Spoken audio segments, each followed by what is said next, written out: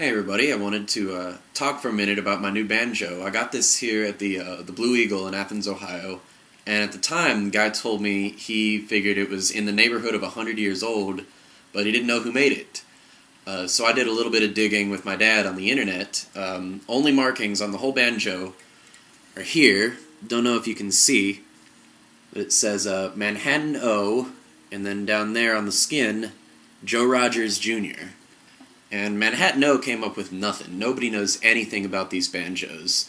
But Joe Rogers Jr. was a manufacturer of skin products for musical instruments in the 1800s. Specialized in drum heads, then for a little while made banjo heads. And Joe Rogers Jr. went out of business in 1895, which puts this banjo at a minimum of 115 years old. Other interesting thing we learned about Joe Rogers Jr. is that his big innovation in the field was the use of sluic calf, which is another way to say fetal calf. So we don't know if that's what this banjo here is made of, but I guess the idea at the time was it's more elastic than regular calf skin and therefore better suited for acoustic properties. So just a little interesting fact about this banjo. So I'm going to play a tune called Cumberland Gap.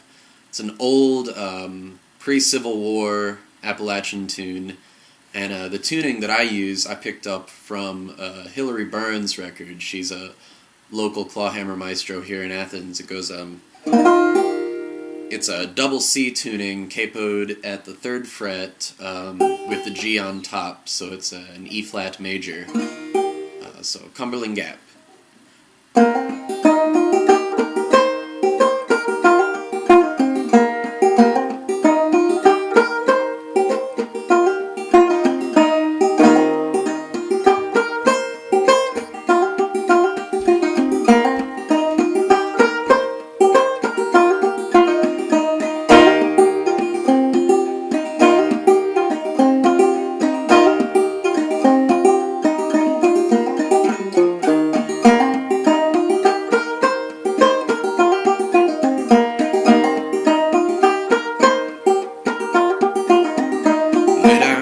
Let's take a nap. It's gonna be trouble in the Cumberland Gap. Cumberland Gap, Cumberland Gap. 14 miles to the Cumberland Gap.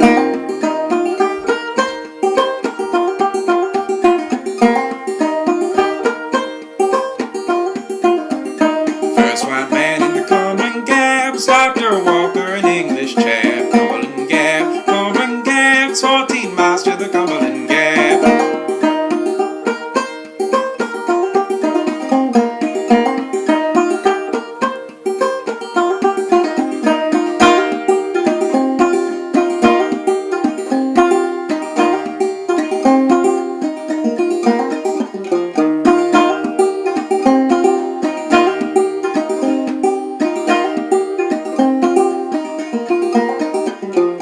Cumberland Gap is a mighty fine place. 3 kinds of water for to wash your face. Cumberland